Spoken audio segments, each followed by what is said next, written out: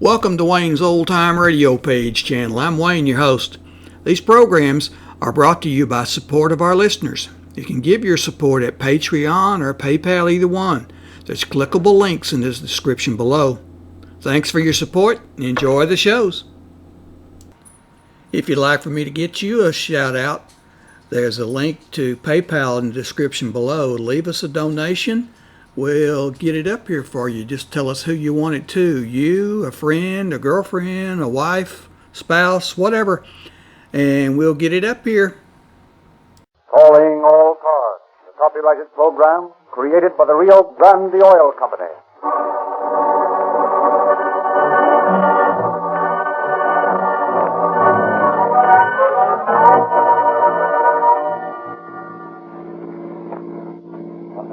Calling all cars. That's all cars. Broadcast 109. Be on the lookout.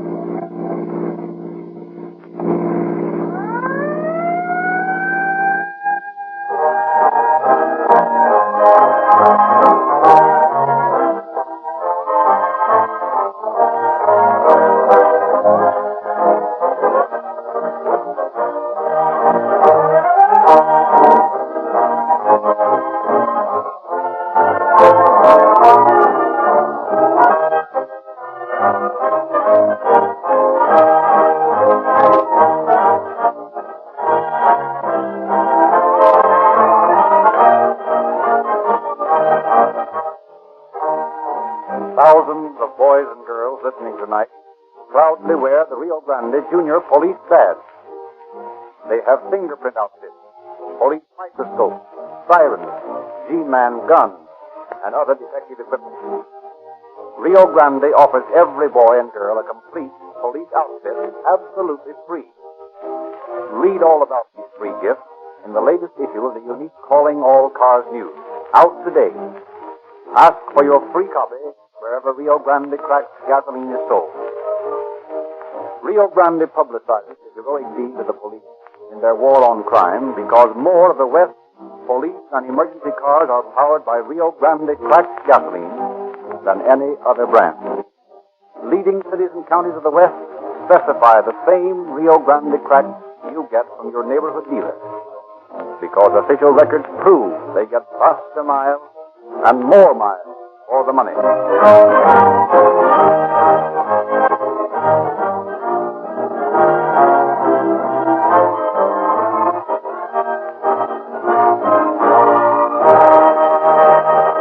And now we present Chief James E. Davis of the Los Angeles Police Department. Chief Davis. Good evening, friends. Our prisons are full of young men and women who made just one misstep off the straight and narrow path of honesty and were caught. It is a pity that the lives of these young people must be ruined merely because they made one mistake.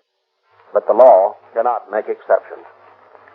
The beautiful, young, blonde girl in tonight's case was a good girl at heart, but she got into bad company. A few years ago, Myrna White was enjoying life. She went to parties and dances. She met a man she knew was the wrong kind. She should have hindered her association before the inevitable happened. She was drawn into a life of crime, fascinated by its cheap excitement and thrills.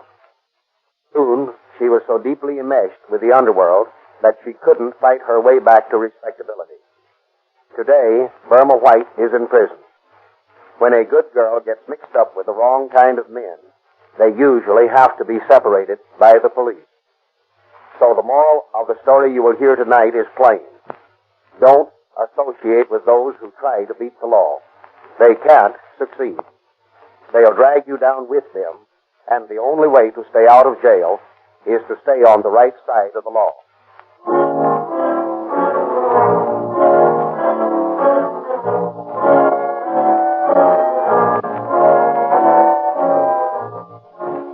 In 1930, Tom White was sentenced to San Quentin to serve a maximum term of 10 years for grand theft. He proved to be such an incorrigible prisoner, getting into fights and fomenting trouble among fellow convicts, that he was sent to Folsom. In spite of his incarceration in that haven of the two-time losers, he was paroled in April 1933. At a nightclub, he meets Burma Adams, a a young blonde who worked in a beauty shop. And then, on the night of August 16th,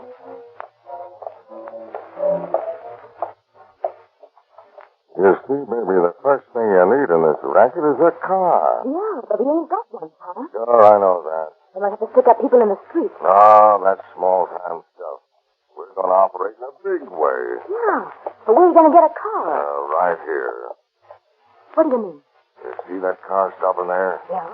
Well, that's practically ours right now. Gonna take it from him? Sure. Gee, you're a hard guy, Tom. Sure I am, baby. How about you? You scared? Me scared? No. Gee, I get a kick out of this. That's the way I like to see him. Come on, babe.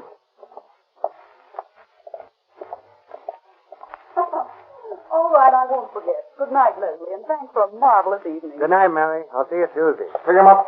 Oh, What do you mean? Pick him up and give me your dough. I haven't very much on me. All right, give me all you got. And you too. oh but I tell you, I haven't a penny of... Shut up and get out of the car, the two of you. Now get in, babe, and start her up. You'll get your car back sooner or later. But if you know what's good for you, you'll not squawk to the bulls too soon.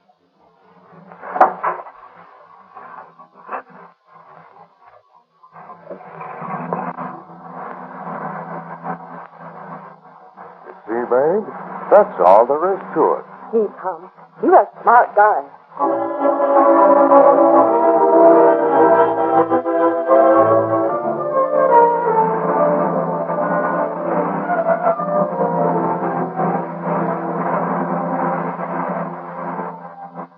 Here. Let's turn up this street. Pretty swell dumps along here. Ought to be some dough in some of them. Gonna stick up an apartment? Oh, I don't know yet. No. We're transferring right here. Parked right behind that car. The one that just pulled up in front of that apartment house. Well, what are you gonna do now? Well, we'll take that one. This heap will be hot by now. You can bet that mug has already reported to the bulls as a stolen car.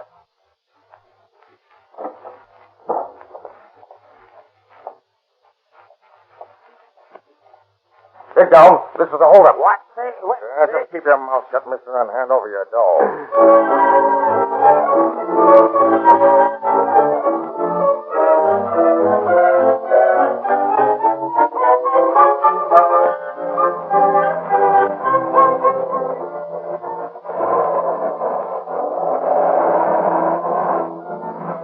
Look, baby. That car ahead's got to stop for that red light. Pull up close to the curb, and I'll knock him over.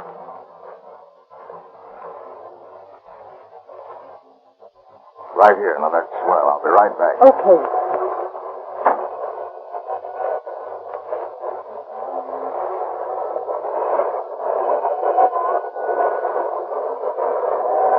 Hold up your hands. Huh? What is this, a joke? No, it's a holdup, and I mean business. Now, keep your hand off that gear shift. Lady, you're not going to pull away from this. Well, I can assure you, Mr. Whittington won't try. I'm just teaching her to drive. I don't think she knows how to start the car, unless I told her. All right, then. But hand over your money.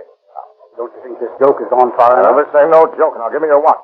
Yeah, but you don't have to rip it off my wrist. Well, all right, if you don't want me to rip your coat off, hand me your pocketbook. Yeah. There you are. Is that all you've got? Well, yes. You see. Well, it ain't enough.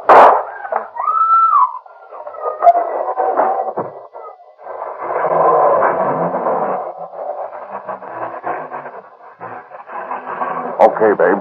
Turn up here to the right and step on it. What was that shot I heard? Oh, the mug's trying to get fresh, so I let him have it. All Los Angeles is horrified the following morning to learn of the brutal and needless shooting of Cora Withington and Crombie Allen. Public sympathy wells up as Miss Withington's life hangs in the balance. The Los Angeles Police Department goes into action. Chief Davis orders his first police blockade throughout the city and attempts to capture the car used for the bandits. More than 300 patrolmen are deployed to strategically located intersections, where from 7 o'clock in the evening until 1 a.m. every passing automobile is scrutinized, its license plates checked, its occupants interrogated.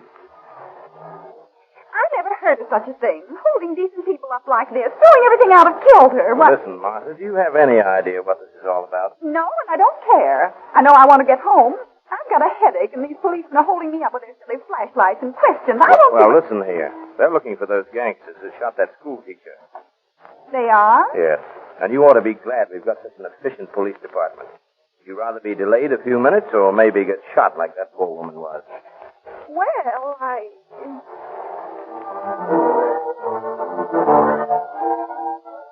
6 days later, Tom White changes cars again, holding up Mr. and Mrs. F.E. Bobria and taking their Chevrolet coupe from them. Furnished with the license number of this car, the police intensify their manhunt. On August 31st, C.C. Lewis is held up as he's entering his apartment house. He grapples with a thug who fires a shot at him and then runs away. Mr. Lewis's description of the bandit tallies with that of the other victim. Chain stores and drug stores are burglarized. Pedestrians held up on the street, and every time the bandit is seen, the description is the same. Usually, he's accompanied by his blonde companion. On the night of September 6th, the radio police car covering its beat sees the missing Chevrolet parked in the filling station lot. Yeah, that's it, all right. License plates and description fits. We'd better pull in and find out about it. Okay.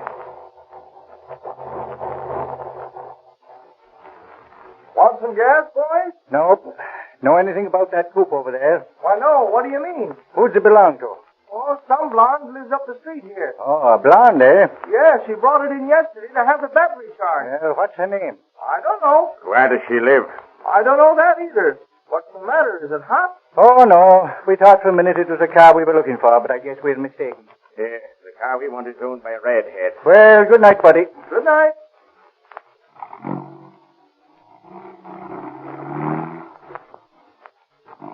That's it, all right. Gotta get to a box and call headquarters. That's what I'm doing right now.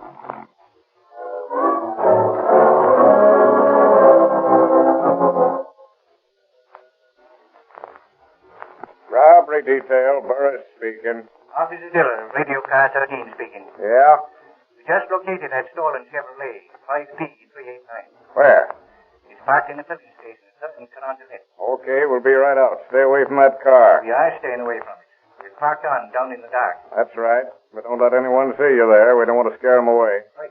Okay, Anderson and I will be right out.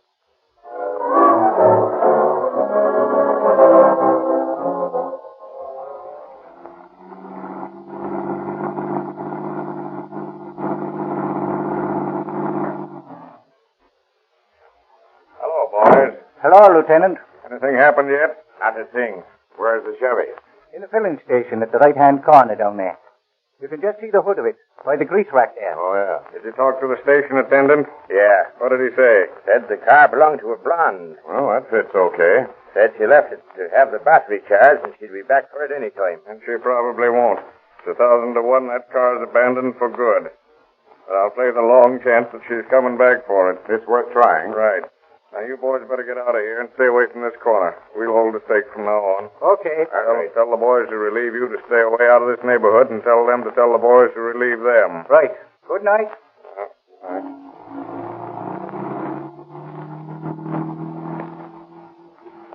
Well, let's see where we better hide. We can't stand out here on the sidewalk all night. Say, Andy, look. Right next to that filling station is a garage, see? We could get in there. Yeah, that's a swell idea. Come on.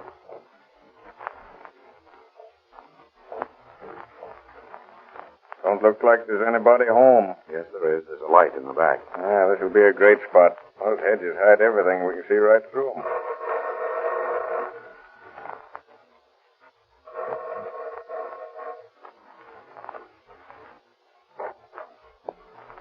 Yes? We're from police headquarters. Well, what's the matter? Is there some trouble? No, nothing's wrong, but we're looking for a car thief. A car thief, is it? Worse than horse thieves, they've got to be. Well, what do you want with me? I ain't no car thief. Oh, we know that. We'd like to hide in your garage. One of the cars this man stole is parked in the filling station next door, and we want to watch it through your hedge and try to pick up the crook when he comes back for it. I see. Well, I can't figure no reason why you shouldn't hide in the garage. Well, that's fine. Looky here. You got a car with you? Why, yes.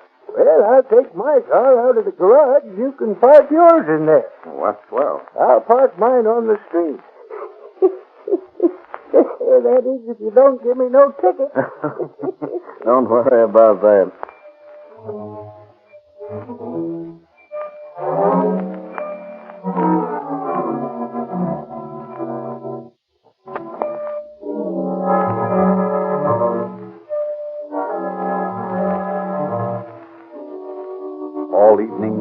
Past midnight, the hidden detectives watch the filling station. The attendant closes up and goes home. The stream of traffic dwindles as the city goes to sleep. Still, the guardians of the law keep their watch. Well, it doesn't look like they're coming for this crate tonight. Maybe not. And again, maybe they will. If the girl comes back alone, we will have to follow her. You realize that? Sure. We can't let the guy get away. Well, I've been thinking maybe we'd better get a couple more men in case we have to surround their hideout. Yeah, not a bad idea. I'll call in for a relief so we can get some dinner. And I think it'd be a good plan to change clothes. You got any dirty old pants at home you use when you grease your car? Yeah, I think so. Well, you'd better get them.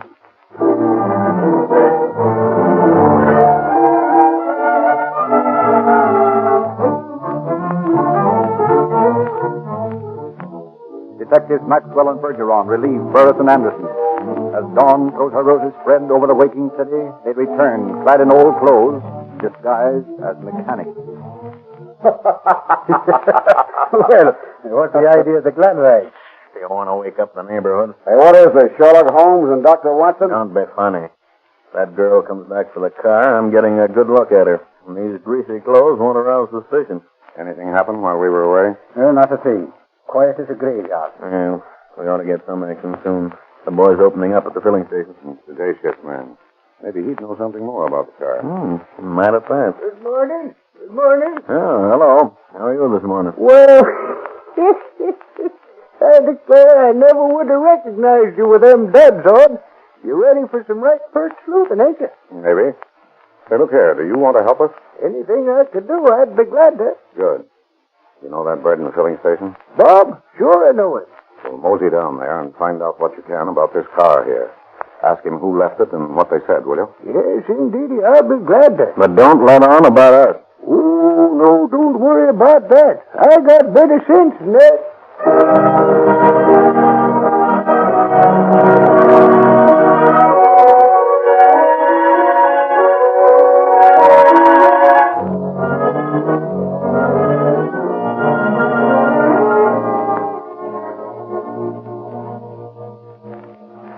Well, here he comes back. Took him long enough to find out anything. He's a great old character. Trouble he had to settle the international debt situation while he was at it. Well, it's people like him that are a big help sometimes. Yeah, that's right. Well, Dad, what'd you find out? Well, not very much. It seems that this blonde girl left the car to have the battery charged. That was 2 days ago, and she ain't been for it since. Bob said she lives up on Coronado somewheres, and that she's got 2 other cars, a Ford and Essex. 2 others, eh? Well, is there anything else I can do for you? No, I don't think so. The missus is getting some breakfast. I might be able to get her to warm up some coffee for you. Well, that'd be all right. I could do with a little coffee.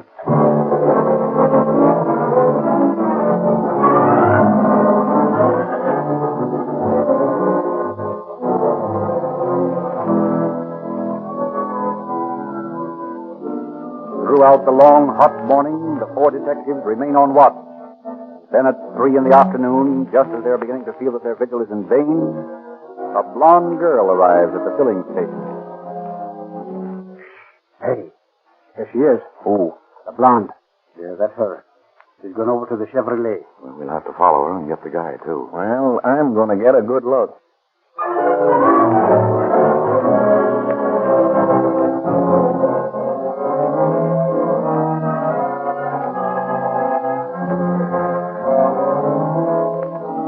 Weaving unsteadily, apparently a drunken hobo, Burris, clad in his greasy old clothes, wanders down 3rd Street past the filling station. As the blonde girl fills her tank with gas and chats with the station attendant, Burris has plenty of time to look her over and check her appearance against the description given by the many hold-up victims. As she pulls out of the filling station, Bergeron and Maxwell follow her in their car. Burris staggers up Carondelet until he's out of sight and then breaks into a run. Joined by Anderson, he streaks between houses to Coronado.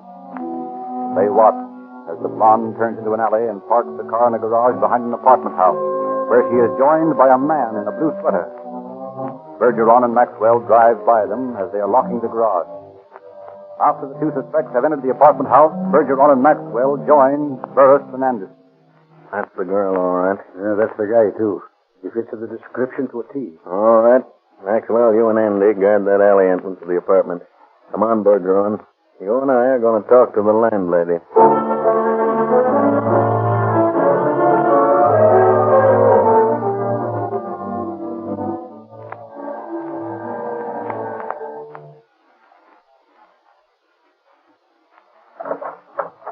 Yes? How do you do, ma'am? We're police officers, and we'd like you to help us. Why, come in. Is anything wrong? What can I do? We're looking for a blonde who lives in this building. A blonde? Well, there are several blondes here. And who are they? Well, there's Miss Arnold. What's she look like? I wouldn't want her to go any further, for she is heavy. In fact, she's very fat. Yeah, that's not the one. Who else? Then there's Mrs. Gilman. She's 40 if she's a day, though she's tries to tell people she's only 32. No, that's not the one.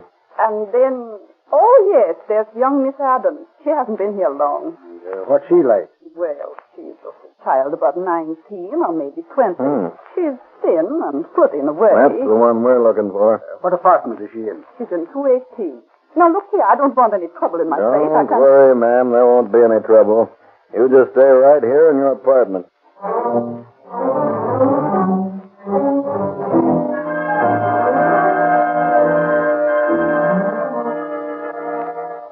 Burris and Bergeron called Anderson and Maxwell in from the alley, and the four, guns drawn, climbed the stairs to apartment 218. They find the door unlocked.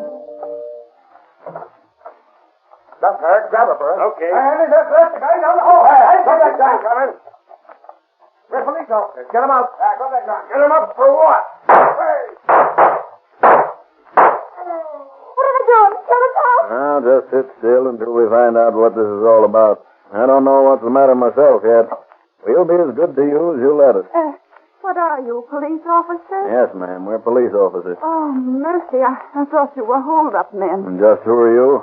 I'm Burma's mother. Well, boys, what happened? That guy in the blue sweater opened up on us, so we let him have it. Is he dead? I don't know. Where's the phone? Over there on the wall.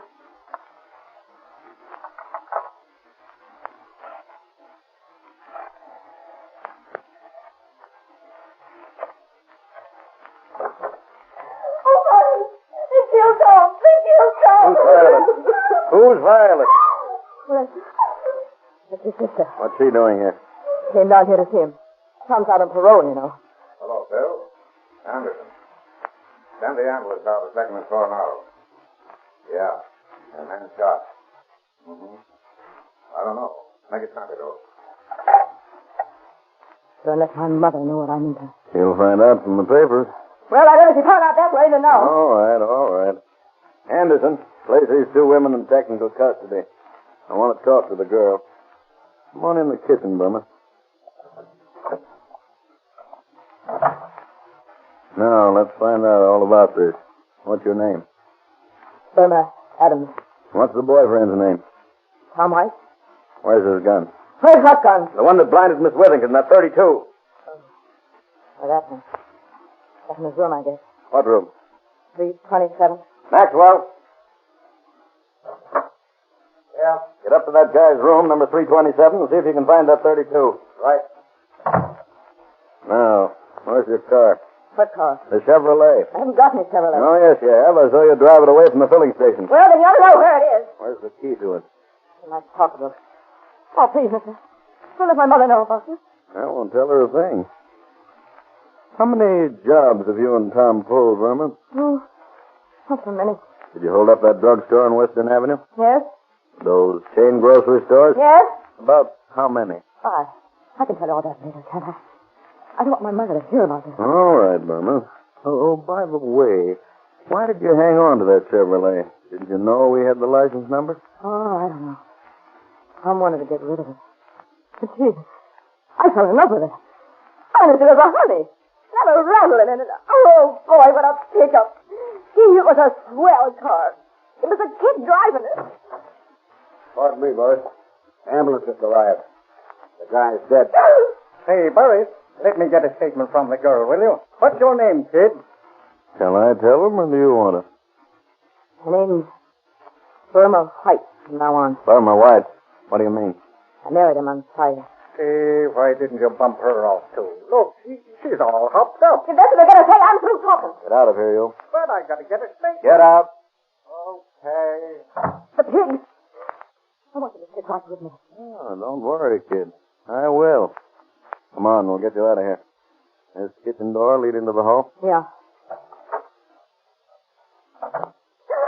Well, maybe we'd better go out the front way. No. Well, that's all right.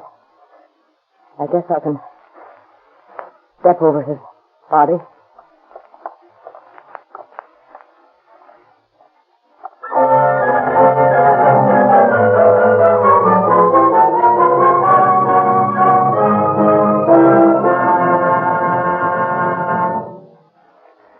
And on November 6th, Myrna White, tool of the parole convict Tom White, was sentenced to serve from 30 years to life on 7 counts of first-degree robbery, 1 count of attempted robbery, and 3 counts of assault with deadly weapon with intent to commit murder. This series of crimes in which Myrna White participated would never have entered a career of crime had the parole system been stringent enough to prevent desperados from having their freedom.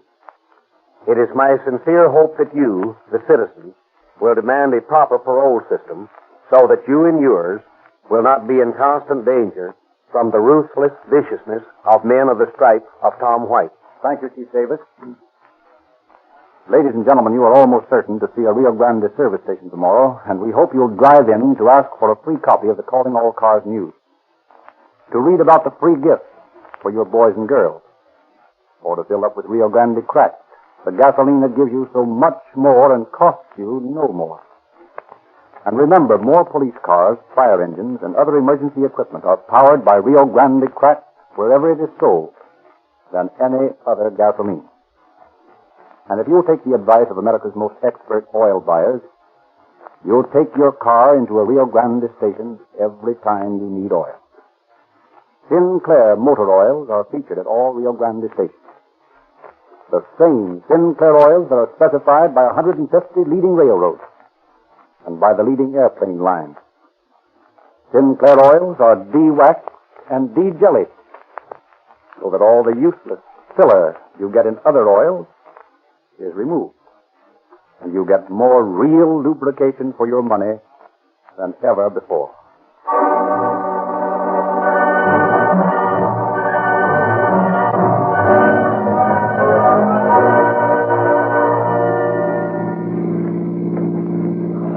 Calling all cars, attention all cars. Cancellation broadcast 109. Calling a man.